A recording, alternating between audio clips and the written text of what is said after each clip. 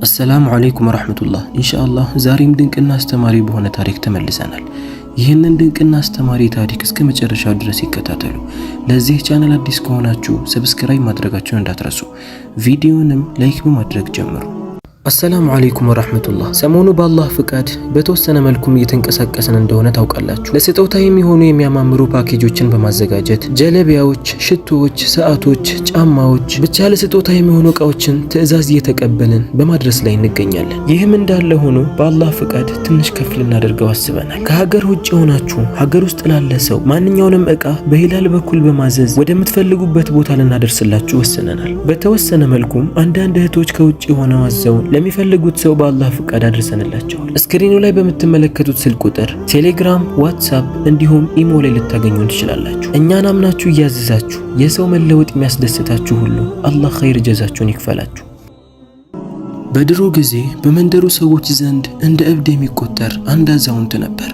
ይህ አዛውንት ሁል ጊዜ በየመንደሩ እየተሽከረከረ በደል እያለ ይዞር ነበር። ሁል ጊዜም ከሱ ስር የማይጠፋ የ17 ዓመት ልጅም ነበር። ይህ ልጅ ነው ከጎኑ ሆኖ ሰዎች እንዳይመቱት፣ መንገድ ላይ እንዳይወድቅ፣ የሆነ ነገር እንዳይሆን ከጎኑ አይጠፋም ነበር። ይህ አዛውንት ሙሉ ለሙሉ ራሱን በማያውቅ ሁኔታ ነበር እብድ የሆነው። በደል እያለ ይህንን ቃል ከመደጋገም ውጪ ሌላ ምንም አይናገርም። የመንደሩ ሰዎች ከፊሎቹ ይህንን እብድ ሊመቱት፣ ከፊሎቹ ደግሞ አዝነውለት ምግብን ይሰጡት ነበር። አንድ ቀንም ይህ እብድ አዛውንት ከወጣቱ ጋር መንገድ ዳር ላይ ቁጭ ብሎ ሳለ አንድ መልካም የሆነ ፈረሰኛ በነሱ ጋር ያልፋል። ወጣቱም እብዱን ትኩር ብሎ ተመልክቶት ፈዞ ቀረ። ወደ ልጁ ጋርም ጎንበስ አለና ልጅ ሆይ ይህ እብድ ማን ነው? እስቲ ንገረኝ ብሎ ይጠይቀዋል። ከእብዱ ጋር የማይጠፋው ምስኪን ልጅ ይህማ አባቴ ነው፣ ራሱን ከሳተ ቆይቷል፣ በደል ከማለት ውጪ ሌላ ምንም ቃል አይናገርም ይለዋል። ወጣቱም ይህንን ሲሰማ የሚያውቀው ነገር ያለ ይመስል ፈዞና ደንግጦ ይቀራል። ወጣቱም እንደገና ወደ ልጁ ጋር ይዞርና እባክህ ልጄ የዚህን የአባትህን ታሪክ ልትነግረኝ ትችላለህን ብሎ ይጠይቀዋል። ልጁም የአባቴ ታሪክ በጣም ሰፊ ነው፣ እዚህ መንገድ ላይ ቁጭ ብዬ ነግሬ የመጨረሰው ታሪክ አይደለም፣ መንገድ ላይ ደግሞ አንዳንድ ሰዎች እያዩ ዋዛ ስለሚያደርጉን እዚህ ጋር አይሆንም ይለዋል። ወጣቱም ትንሽ ካሰበ በኋላ ችግር የለውም፣ ማታ ላይ እራት አዘጋጅቼ እቤቴ ጋብዛችኋለሁ፣ ያኔ ሙሉ ታሪኩን ትነግረኛለህ፣ በጣም የማውቀው ሰው ስለመሰለኝ ነው ብሎ ለልጁ ይነግረዋል። ልጁም ይህን ሲሰማ ፍርሃትም ደስታም ተሰማው። የማያውቀው ሰው በአንዴ ቤቱ ኑ ልጋብዛችሁ ሲል ትንሽ ተጠራጠረ። በሌላ በኩል ደግሞ አንድ ሰው እንኳን ቀና ሆኖ ወደ ቤቱ ጋብዟቸው የማያውቅ ሰው ይሄ ለመንደሩ አዲስ የሆነ መልካም ወጣት ኑ ወደ ቤቴ ልጋብዛችሁ ሲል በትንሹም ቢሆን ደስታ ተሰምቶት ነበር። ትንሽ ካሰበ በኋላም እሺ ብሎ በወጣቱ ሐሳብ ይስማማል። ወጣቱም ለልጁ ማታ ላይ በዚህ ቦታ ላይ ጠብቀኝ መጥቼ ይዣችሁ ይሄዳለሁ ይለውና ወደ መጣበት ጉዳይ ይመለሳል። ልጁ ስጋት ቢገባውም ነገር ግን አንድ ቀን እንኳን ጥሩ እራት በልተው ስለማያውቁ ወጣቱ ጋር ሄዶ ከአባቱ ጋር ጥሩ ምግብን ለመብላት ጉጉት አድሮበት ነበር። ፀሐይ መጥለቅ ስትጀምር ያ ምስኪን ልጅ እብዱን ይዞ ወጣቱ ባለው ቦታ ላይ መጠበቅ ጀመረ። ወጣቱም ወዲያውኑ ነበር የመጣው። ወደ ቤቱም ጋበዛቸው። ቤት ውስጥ ካለም ጥሩ ምግብን አቀረበላቸው። ልጁም ለመጀመሪያ ጊዜ ነበር ጠግቦ የበላው። ራሱን የማያውቀው ምስኪን አባቱ አሁንም ቢሆን በደል እያለ ቃሉን ከመደጋገምና እንደ እብድ ከመሆን አልተቆጠበም ነበር። በልተውም ከጨረሱ በኋላ ወጣቱ አባቱን እዛው እንዲተኛ ያደርገዋል። ወደ ወጣቱ ጋርም ዞሮ ላደረክልን ነገር አመሰግናለሁ ይለዋል። ወጣቱም ችግር የለውም እሺ አሁን የዚህ ምስኪን አባትህን ታሪክ ልትነግረኝ ትችላለህን ይለዋል። ምስኪኑ ልጅም በረጅሙ ከተነፈሰ በኋላ እሺ ምናልባት እኔ ይሄንን ታሪክ ስለነግርህ አልደረስኩበትም ይሆናል፣ ሰዎች የነገሩኝና የምነግርህ ይለውና ታሪኩን እንዲህ በማለት ይጀምራል። ከብዙ ዓመታት በፊት አንድ ሐሺም የተባለ ሰው ነበር። ይህ ሰው በንግዱ ላይ በጣም ትርፋማ የነበረ ብዙ ንብረቶች የነበሩት ኩራተኛ ነጋዴ ነበር። በዛ መንደር ላይ የነበሩ ነጋዴዎች ሁሉ ከሱ ስር ነበር የሚሰሩት። እሱ ያላቸውን ነገር ያደርጋሉ፣ ያስቀምጥባቸውን መስፈርት ያሟላሉ። አንድ ነጋዴ ከሱ ጋር ሳይስማማ የሚሰራ ከሆነ መቼም ትርፋማ እንደማይሆን፣ ንግዱ ላይም ኪሳራ እንደሚያጋጥመው አሳምኖ ነበር ያሳያቸው። በዚህም አንዱም ሰው እሱን ቀና ብሎ አያየውም፣ አንዱም ሰው አይዳፈረውም። በራሱ ላይ ድህነትን እየፈራ ሰው ሁሉ ያለውን ነገር ያደርግ ነበር። በመንደሩ ላይ ሐሺም መጣ ከተባለ መንገድ ይለቀቅለታል። ከሌላ ቦታ ያስመጣውን ዕቃ ለነጋዴዎች በፈለገው ዋጋ እንዲገዙት ያስገድዳቸው ነበር። የመንደሩ ሰዎች በኑሮ ላይ ደከም ያሉ የኑሮን ስልት የማያውቁ ሰዎች ነበሩ። ለዚህም ነበር ሐሺም በደንብ ይጠቀምባቸው የነበረው። በዛ መንደር ውስጥ አንድ ምስኪን አዛውንት ነበር። ይህ አዛውንት በገበያ ውስጥ ትንሽዬ አታክልቶችን ባረጀች ሰረገላ ላይ በማስቀመጥ በገበያ ውስጥ ለሚፈልግ ሰው አስተያየት አድርጎ ይሸጥላቸው ነበር። ሐሺምን በመጣበት ቀን ያ አዛውንት ባለበት ቦታ ላይ ያልፋል። ሰዎች ሁሉ የሐሺምን መምጣት ሲመለከቱ መንገድ ልቀቁ እያሉ ያሰፉለት ነበር። ሐሺምም ደረቱን ነፍቶ የተቀባውም ሽቶ መንደሩን እያወደው ቀና ብሎ በጉራ ያልፍ ነበር። እንደ ድንገትም ሆኖ በዛ ምስኪን አዛውንት በኩል ሲያልፍ ያ ሰረገላ በትንሹም ቢሆን መንገድ ዘግቶበት ነበር። ሐሺምም ይህንን አዛውንት ሲመለከት ምን አይነት ንቀት ቢሆን ነው እኔ በማልፈው መንገድ ላይ ዘርግተህ እየሸጥክ ያለኸው? እኔ ስመጣ እንኳን መንገድን አትከፍትም ይልና የአጺሙን ነጭ ሽበት የወረረውን ምስኪን አዛውንት ላይ ይጮህበት ጀመር። ምስኪኑ አዛውንት ከሱ ጋር መዳፈር ፈልጎ ሳይሆን አቅም ስለሌለው ወዲያው ቦታ መልቀቅ ስላልቻለ ነበር። አዛውንቱ ይቅርታ እያለ ይቅርታን ከመጠየቅ ውጪ ሌላ አማራጭ አልነበረው። ሐሺም ግን በመናገሩና በቁጣው ብቻ አላበቃም። ዕቃዎቹን ዘርግቶበትና ተቀምጦበት የነበረውን ሰረገላ በእግሩ በኃይለኛ ይገፈትረዋል። በዚህ ሰዓትም አዛውንቱ መሬት ላይ ይወድቃል። ሊሸጣቸው ያመጣቸው አታክልቶች መሬት ላይ ወድቀው ይፈርጣሉ። የመንደሩ ሰዎች በሐሺም ድርጊት ቢደነግጡም አንዳቸውም አልተናገሩም ነበር። ሁሉም ለራሱ ፈርቶ ዳሩን ይዞ ይመለከታል። ሐሺምም ድምፁን ከፍ አድርጎ ከኔ ጋር የሚዳፈር ሰው ቅጣቱ ይሄ ነው እያለ መናገር ጀመረ። በቦታው ላይም አንድ ወጣት ነበር። ይህ ወጣት ፊቱ ላይ ድፍረት ይታይበታል። በእጁ ላይ ቁራሽ ዳቦ ይዞ ነበር። ወዲያውኑም ያ ምስኪን አዛውንት መሬት ላይ ተዘርሮ ሲመለከት እየሮጠ ወደሱ ጋር ያመራል። ለካ መሬት ላይ ተዘርሮ የነበረው አዛውንት አባቱ ነበር። አባቴ ሆይ ተጎዳህ እንዴ እያለ እየሮጠ ወደሱ ጋር ሄዶ ከወደቀበት ያነሳዋል። አባቱንም አንስቶ ካስቀመጠው በኋላ ከወደቁት አታክልቶች ውስጥ ለመሸጥና ለመበላት ምቹ የሆኑትን መልቀም ጀመረ። ይህን ሁሉ ነገር ሲያደርግ ሐሺም ቆሞ በንቀት እየተመለከተው ነበር። ከአሁን ይቅርታ ይጠይቀኛል፣ አባቱ ላደረገው ነገር ካሳን ይከፍላል እያለ እየጠበቀ ነበር። ነገር ግን ያ ወጣት ያሳየው ነገር ማንም ያልጠበቀው ነበር። ከተቀመጠበት ተነስቶ ሐሺምን ቀና ብሎ እየተመለከተው ይሄ ምስኪን አዛውንት አባቴ ምን አድርጎህ ነው በዚህ መልኩ ያሰቃየኸው? ሀብትና ንብረት ያለው ሰው እኮ ባህሪው እንዲህ መሆን የለበትም። በጭንቅላትህ እንጂ በንብረትህ ማሰብ የለብህም። ምናልባት እኔ አቅም ስለሌለኝ ምንም ላላደርግህ እችላለሁ፣ ነገር ግን በደልን የማይረሳው አላህ ግን አይተውክም ይለዋል። ሐሺምም የወጣቱን ንግግር ሲሰማ በጣም ተናደደ። የዛ መንደር ሰው አንዱ እንኳን ሊናገረው ይቅርና ቀና ብሎ የሚመለከተው አልነበረም። አንድ ፍሬ ወጣት ግን በዚህ መልኩ በሰዎች ፊት ሲናገረው ፊቱ በደም ተሞላ። እንዴት አይነት ንቀት ቢኖርብህ ነው ከኔ ጋር በዚህ ልክ የምትነጋገረው? ጥፋተኛው አባትህን መውቀስ ሲገባህ ጭራሽ ወደ እኔ ዞረህ ትጮኻለህ እንዴ? በኋላ ከባድና ያልጠበቅከው ነገር ሊደርስብህ እንደሚችል አታውቅምን? ይለዋል። ያ ጀግና ወጣት ግን ሐሺም ለሚናገረው ንግግር ሁሉ መልስን ከመስጠት አልተወገደም። ሰዎች ዘንድ መከበርን የምትፈልግ ከሆነ በመበደልና ሰዎችን በመጨኮን አይደለም። ፍትሃዊና ሰላም ያለው ሰው ስትሆን ሰው ሁሉ ይወድሃል። አልያ ግን ሰው ይፈራሃል እንጂ ያጎነበሰልህና ቦታ የሰጠህ ሁሉ ይወድሃል ማለት አይደለም ይለዋል። የመንደሩ ሰዎች ሁሉ አፋቸውን ይዘው ይመለከታሉ። ሐሺምና ያ ወጣት በሚመላለሱት ምልልስ ሁሉም ፈዞ እየተመለከታቸው ነበር። ይህንንም ያስተዋለው ሐሺም ከዚህ በላይ ከሱ ጋር መነጋገር ራሱን ማስናቅ መስሎ ስለታየው ቦታውን ለቆ ለመሄድ ይወስናል። እንግዲህ አባትህን ይዘህ ሰብሰብ ብትል የተሻለ ይመስለኛል ይለውና ወጣቱንና ያንን ምስኪን አዛውንት ጥሎ ወደሚሄድበት ቦታ ላይ ይመለሳል። የመንደሩ ሰዎችም ጀግናው ወጣት ሳፊ ባሳየው ነገር በጣም ተደንቀው በሐሳቡ ተስማምተው ያሞግሱት ጀመር። የመንደሩ ሰዎች ሳፊን ይወዱታል። ከሰዎች ጋር ተግባቢ፣ ምንም ነገር የማይፈራ ደፋር በመሆኑ ይታወቃል። ማታ ላይም ሳፊ ምስኪን አባቱን ወደ ቤቱ አስገብቶት እንክብካቤ ያደርግለት ጀመር። ትኩስ ነገርን እያፈላ ያመጣለታል። አባቱ በወደቀበት ሰዓት አንድ እግሩ ላይ ቀለል ያለ ህመም ደርሶበት ነበር። ሳፊም ከአባቱ ጎን ቁጭ ብሎ ማውራት ጀመረ። ሳፊ አባቱ ላይ በደረሰበት ነገር በጣም ተናዷል። ሐሺም በዚህ ልክ ሰዎች ለምን እንደሚፈሩት፣ ለምን እንደሚያከብሩት፣ ሰዎች ያ ሁሉ ክብር እንደሚሰጡት ሲያውቅ በጣም ያናደደው ነበር። የሐሺም በደልና ግፍ የሱም ቀን ደርሶ በሱ አባት ላይ በመድረሱ እሱ እጅ ሊሰጥ አልፈለገም። ከአባቱ ጋርም እያወራ ሳለ ይሄ ሐሺም በዚህ መልኩ እስከ መቼ ነው የሚቀጥለው? አባትም እባክህ እሱን ተወው፣ ነገ ሄደህ ይቅርታ መጠየቅ አለብህ፣ አሊያ የሚያደርስብን ነገር ከባድ ነው ይለዋል። በዚህ ሰዓት ግን የሳፊ ፊት በንዴት ይሞላል። አባቴ ምን እያልክ ነው? እንደዛ ዕቃህን አበላሽቶ አንተንም ጥሎ እንድትጎዳ ካደረገ በኋላ አይ ያንተ ጥፋት አይደለም የኛ ጥፋት ነው ብለን ይቅርታ እንድንጠይቀው ነው የምትፈልገው? በፍጹም ይሄንን አላደርገውም።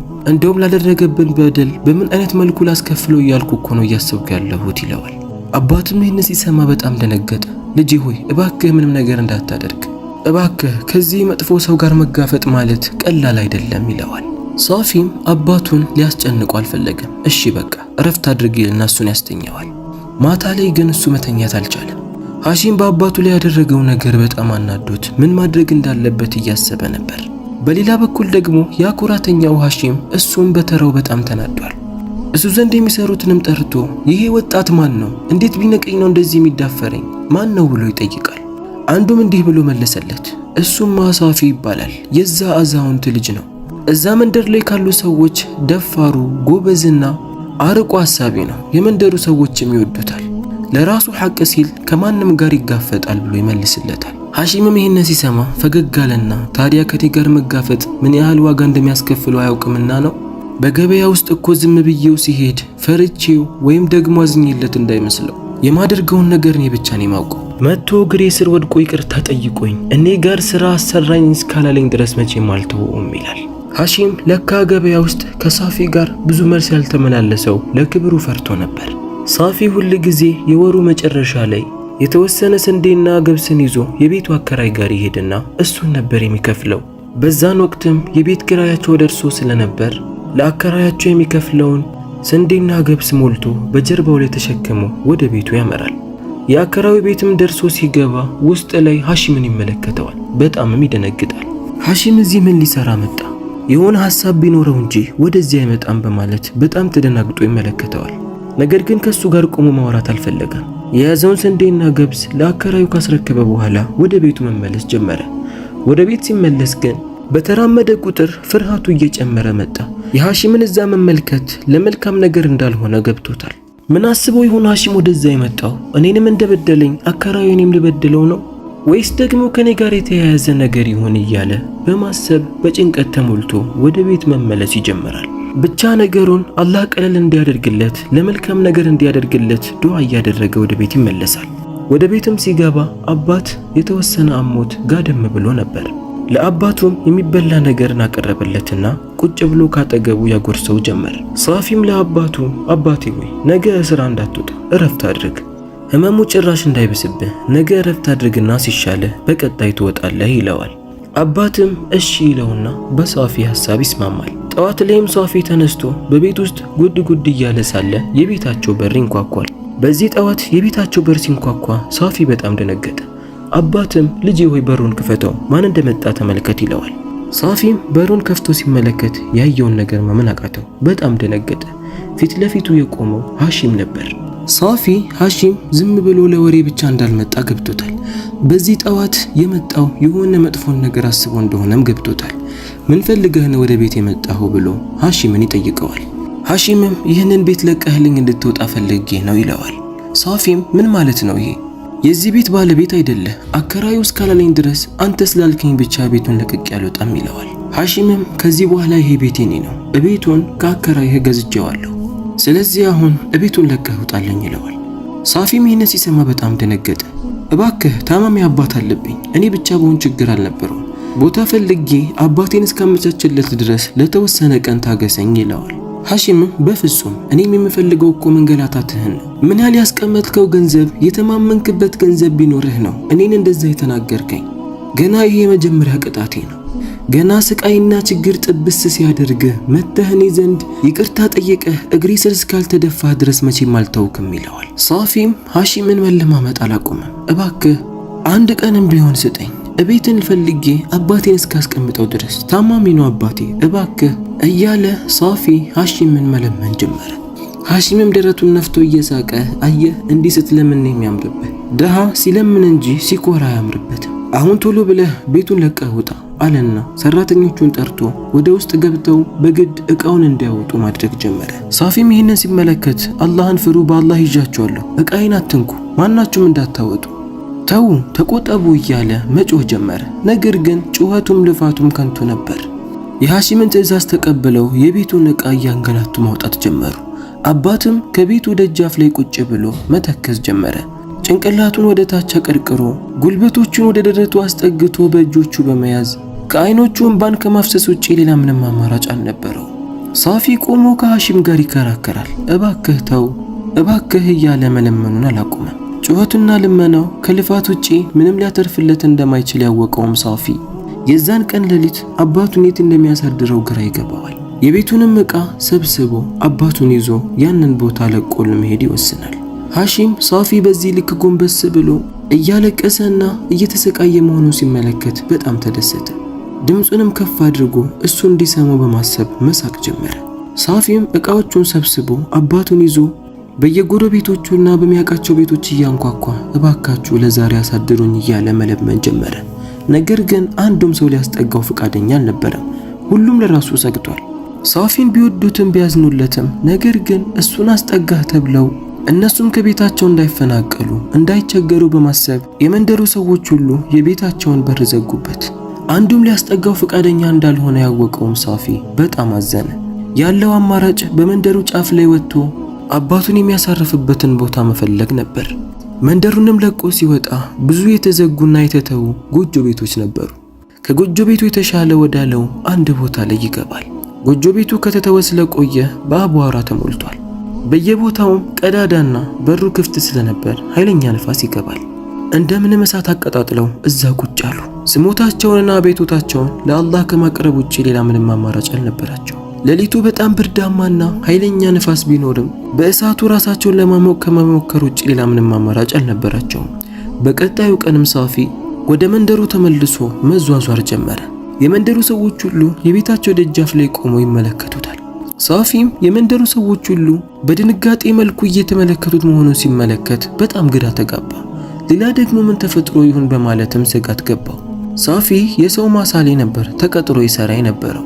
በማሳው ላይ የተወሰነ ቦታ ተሰጥቶት የራሱን እየዘራ የመሬቱ ባለቤቱንም መሬት እየዘራና እየተንከባከበ ለራሱም ትርፍን ያገኘ ነበር። አመጣጡም ወደ ራሱ ማሳ ሄዶ የደረሱ እህሎችን ለመውሰድና ለመሸጥ ነበር። ነገር ግን ወደ ቦታው ሲደርስ ያየውን ነገር ማመን አቃተው። እሱ የሚዘራበት ቦታ ብቻ ሙሉ ለሙሉ ወድሞ ነበር። ሳፊ ያየውን ነገር ማመን አቅቶት በጉልበቱ ተንበርክኮ ማልቀስ ጀመረ። ለመጀመሪያ ጊዜ ሳፊ ድምፁን ከፍ አድርጎ ማልቀስ ጀመረ። የመንደሩ ሰዎችን በጣም አዘኑለት። ወደሱ ጋርም ጠጋ ብለው እባክህ ተው፣ ማልቀሱ ምንም ጥቅም የለው። በዚህ ልክ ከሐሺም ጋር መዳፈርህ ጥሩ አይደለም። ሄደህ ይቅርታ ጠይቀው እባክህ። ይቅርታ መጠየቁ ቢከብድህም አባትህን አስብ። ምስኪኑ አባትህ ለሱ ስትል እባክህ ይቅርታ ጠይቀው እያሉ የመንደሩ ሰዎች ይለምኑት ጀመር። ሳፊ ሐሺምን ይቅርታ መጠየቅ አልፈለገም ነበር። ነገር ግን ከዛ ውጪ ሌላ ምንም አማራጭ አልነበረው። የመንደሩ ሰዎች አንዳቸውም ሊያስጠጉት ሊረዱት እንኳን ፈቃደኛ አልነበሩ። ስለዚህም ሳፊ ለአባቱ ሲል ሐሺምን ይቅርታ ለመጠየቅ ወሰነ። ከቤታቸው ተፈናቅለው የሚሰሩበትን ማሳ ተበላሽቶ የሚበሉትን አጥተው እንደገና ከሐሺም ጋር መዳፈርና መጋፈጥ አባቱን ከባድ ችግርና ጉዳት ላይ መጣል ሆኖ ታየው። ሐሺምንም ይቅርታ ለመጠየቅ ወሰነ። መጀመሪያ ያመራው ግን ወደ ቤት ነበር። ከያዘው የተወሰነ ሳንቲም የተወሰነ ዳቦን ገዝቶ ወደ ቤት ይመለሳል። ወደ ቤት ሲመለስ ግን ያየውን ነገር ማመን አቃተው። አባቱ መሬት ላይ ተዘርሮ ነበር። ወደ አባቱ ጋርም እየሮጠ ሄደ።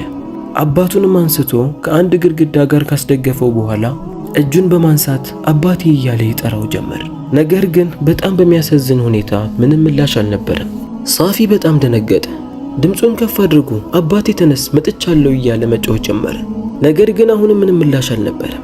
አባቱ መቼም ላይመለስ ወደ ማይቀረው አኺራ እንደሄደ ማወቀ። ሳፊ በጣም አዘነ። እንደገና ድምፁን ከፍ አድርጎ መጮህና ማልቀስ ጀመረ። ጌታዬ ሆይ ለምን በዚህ ልክ መበደላችን?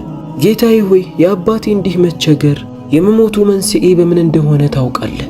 ጌታዬ ሆይ አንተ በሁሉም ነገር ላይ ቻይ ነህ። እኛን የበደለንን ሐሺም አንተው ተበቀልልን ጌታዬ ሆይ እያለ እጁን ከፍ አድርጎ ዱዓ እያደረገ ማልቀሱን ተያያዘ። በአባቱ መሞትም ልቡ በጣም ተሰብሮ እዛው ቁጭ ብሎ ለተወሰነ ሰዓታት አሳለፈ።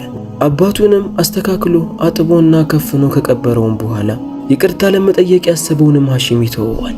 አባቴ ከሞተ ለምን ብዬ ነው ይቅርታ የምጠይቀው? ለሱ ብዬ ነበር።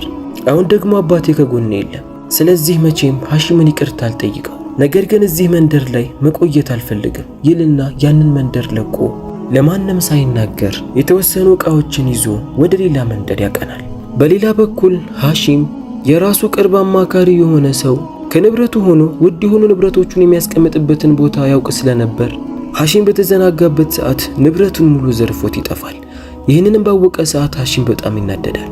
ወደ አማካሪውን ቤት ሄዶ እቤቱን ሙሉ ለሙሉ በእሳት ያቃጥለዋል። ሐሺም የሱን ቤት ብቻ ማቃጠል ብቻ አልነበረም፣ በሱ ጎረቤት የነበሩ ምንም ያላጠፉ ሰዎችንም የነሱንም ቤት ያቃጥል ጀመር። በዚህም ሰዎቹ በጣም ተደናገጡ።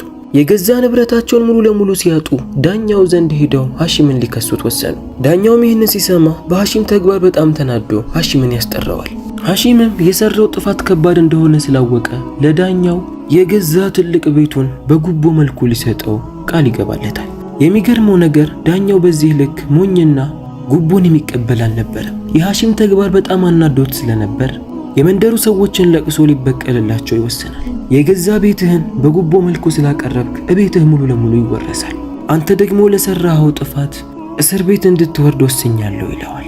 ሐሺምም በዚህ መልኩ ለተወሰነ ዓመታት እስር ቤት ይውላል። ከእስር ቤትም ሲፈታ ወደ ንግዱ ለመመለስ ሲወሰን አንዳቸውም ዞር ብለው ከሱ ጋር ንግድን ለመስራት ፈቃደኛ አልነበሩ። በዚህ መልኩም እቤት ውስጥ ስራ አጥ ሆኖ ቁጭ አለ። ከተወሰኑ ወራት በኋላም የሚወዳትና ትንከባከበው የነበረው ሚስቱ በጠና ትታመምበታል። እሷንም ለማሳከም የተቀሩ ሀብቶቹንም አወጣ። ነገር ግን የአላህ ውሳኔ አልቀረምና ሚስቱ ትሞትበታለች። በዚህም ሐሺም በጣም አዘነ፣ ልቡ በጣም ተሰበረ። ከሱ ጋር የቀረው እኔ ልጁ ብቻ ሆንኩኝ። ከዛን ጊዜ በኋላ ሐሺም አባቴ መተኛት አቃተው፣ በጭንቀት ተሞላ። ይሄ ሁሉ በደልና ግፍ የደረሰበት ሳፊ ላይ ባደረሰበት በደልና ግፍ እንደሆነም አወቀ። ቁጭ ብሎ ምን አለ ሳፊን ምንም ባላደረኩት፣ ምን አለ ያ ሁሉ በደልና ግፍ በኔ ላይ በሆነ፣ በደል ነው ለዚህ አበቃኝ፣ በደል እያለ መናገር ጀመረ። ከጊዜያት በኋላም ራሱን እየሳተ እያበደ መጣ። በደል በደል ከማለት ውጪ ሌላ ምንም አይናገርም። የመንደሩ ሰዎች አንዳቸውም እንኳን ሊረዱት ፈቃደኛ አይደሉ። ወይ እኔ ሳለቅስና ሲረበኝ ሲያዩ ነው ምግብንም የሚሰጡ ብሎ ያ ልጅ ስቅስቅ ብሎ ማልቀስ ጀመረ። እንባውንም መቆጣጠር አቅቶት ስቅ እያለው እንዲህ አለ፣ ወላሂ አሁንም ድረስ ሳፊን አግኝቼው ለአባቴ ይቅርታ ብጠይቅለት ምንኛ ደስ ባለኝ አለ። እቤቱ የጋበዛቸው መልከ መልካም ወጣትም አብሽር ልጄ፣ ሳፊ ብለህ የምትፈልገው ሰው አሁን ፊት ለፊትህ የተቀመጠው ነው ይለዋል። ከዛም እሱም ሳያስበው ማልቀስ ጀመረ። ይህንንም የሰማው ልጅ በጣም ደነገጠ። ቀና ብሎ እየተመለከተው ሳፊ ማለት አንተ ነህ? እርግጠኛ ነህ? እባክህ ይቅርታ አድርግልኝ ለአባቴ እባክህ እያለ ድጋሚ ማልቀሱን ቀጠለ። ወጣቱም አዎ ሳፊ ማለት እኔ ነኝ፣ አንተ እኮ ምንም ያጠፋው ጥፋት የለም፣ ማልቀስም አይገባህም። ያ ሁሉ በደልና ግፍ ያደረገው አባትህ አላህ እስካሁን ድረስ ባለው ጊዜ ቀጥቶታል። አባትህ ለሰራው ድርጊት የእጁን ያገኘው፣ አንተ ግን ምንም ጥፋት የለብህም፣ ይቅርታ መጠየቅም አይገባህም። መሐሪ የሆነ ጌታ አላህ እያለ ወደሱ እውነተኛ መመለስን ተመልሶ አላህ ይቅርታውን የሚቀበለው ከሆነ እኔ ለምን ይቅርታ አላደርግለት? ይቅርታ አድርጌለታለሁ። ወላሂ በዚህ ልክ እሱን እንደዚህ ያገኘዋለሁ ብዬ አልጠበቅኩም ነበር። ሱብሃንአላህ፣ የአላህ ነገር በጣም ይገርማል። አሁን አባትህ የሚታከምበትን ንብረት ሙሉ ሸፍንልሃለሁ። ከአይምሮ ህሙማኖች ጋር ሆኖ እንክብካቤ እንዲደረግለት የሚያስፈልገውን ወጪ ይከፍላሉ። አንተ ግን ለአባትህ ብለህ ይህ ሁሉ መሰቃየት አይገባህም ነበር። ነገር ግን አባት ሐቅ አለውና ያደረግከው ነገር ሁሉ አላህ ይቀበል። እስካሁን የተቸገርከውን በአላህ ፍቃድ ይበቃል። ከዚህ በኋላ እኔ ጋር እየኖርክ ስራ እንድትሰራ አደርጋለሁ። እስከ መቼ የሰው ፊት እየገረፈ ከሰው እየከጀልክ? እኔም ይህን ህይወት አሳልፌዋለሁ። አላህ የወደደ ባሪያውን መቼም ቢሆን ተበድሎ አይተው፣ መጨረሻውን ያሳምርለታል። ከኔ ጋር እየሰራህ ትልቅ ሰው ስትሆን ደግሞ አባትህን ራስህ በራስህ መንከባከብ ትጀምራለህ። ሱብሃንአላህ፣ የዛሬው ታሪካችን በጣም መሳጭ እንደሆነ ተስፋ አደርጋለሁ። መቼም ቢሆን ሰውን መበደል የለብንም። የበደልነው አካል እጁን ከፍ አድርጎ እያለቀሰ ዱዓ ካደረገብን አላህ ያቺን ዱዓ መቼም እንደማይመልሳት በአላህና በሰውየው መካከል ምንም ግርዶ እንደሌለ ልናውቅ ይገባል። ይህን ያልኩት እኔ ሳልሆን ነቢያችን ሰለላሁ ዐለይሂ ወሰለም ነው ያሉት። አላህም በተከበረ ቃሉ ላይ አመን ዩጂቡል ሙጠረ ኢዛ ደዓህ፣ የተቸገረን ሰው ዱዓ የሚቀበለው ማን ነው? የአላህን መላእክተኛ ኢተቁ ዳዕወተል መዝሉም ፈኢነሁ ለይሰ በይነሁ ወበይነ አላህ ሒጃብ፣ የተበዳይን ዱዓ ፍሩ፣ በሱና በአላህ መካከል እኮ ግርዶ የለም። አላህ ወዲያው ነው የሚቀበላት ማለት ነው። አላህ ሱብሓነሁ ወተዓላ ከመበደልም ከመበደልም አላህ ይጠብቃል። ታሪኩ ከተመቻችሁ ሰብስክራይብ፣ ላይክ፣ ሼር ማድረጋችሁን እንዳትረሱ። አስተያየትም ካላችሁ ኮሜንት ስራ አስቀምጡልን። በሌላ ታሪክ እስከምንገናኝ ድረስ ወሰላሙ አለይኩም ወራህመቱላህ።